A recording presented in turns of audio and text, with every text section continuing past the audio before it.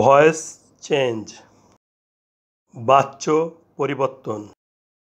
He has eaten rice. সে ভাত খাইয়াছে। এ বাক্যে খাইয়াছে ক্রিয়াপদ, ইংরাজি ইটেন। এটাই প্রিন্সিপাল ভার্ব।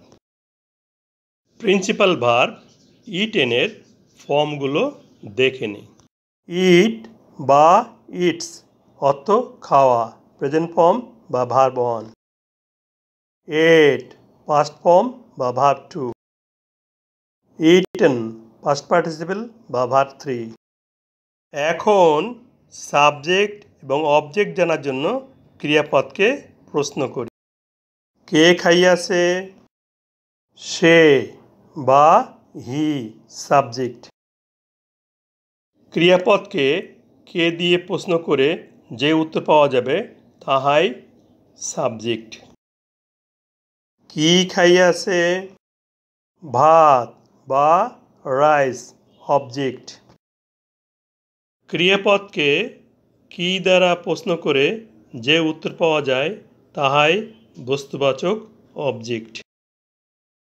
এ বাক্যে অক্সিলারি ভার্ব হ্যাজ এবং principal verb eaten past participle বা ভার্ব 3। তাহলে সেন্টেন্সটি প্রেজেন্ট পারফেক্ট টেন্স। এই বাক্যে সাবজেক্ট বাক্যের প্রথমে আছে, তাহলে এটি অ্যাক্টিভ ভয়েস। এখন অ্যাক্টিভ ভয়েসকে প্যাসিভ ভয়েস করব।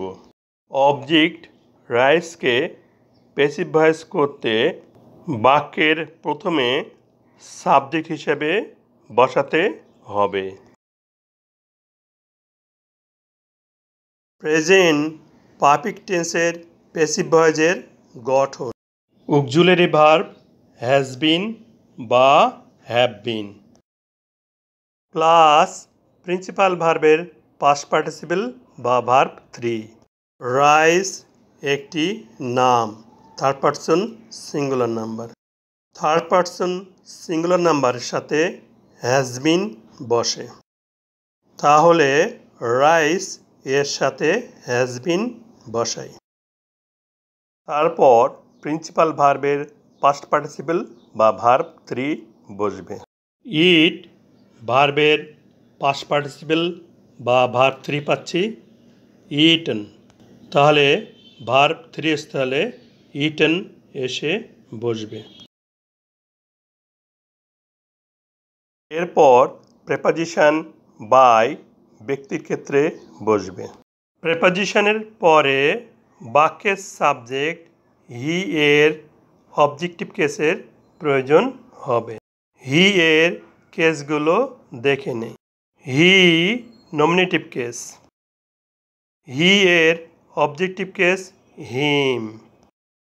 প্রেপোজিশন বাই এর পরে হি এর অবজেক্টিভ কেস হিম এসে বসবে।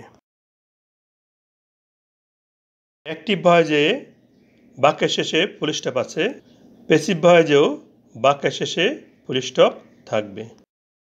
বাংলা অনুবাদ। ভাত খাওয়া হইয়াছে তাহার কর্তৃক।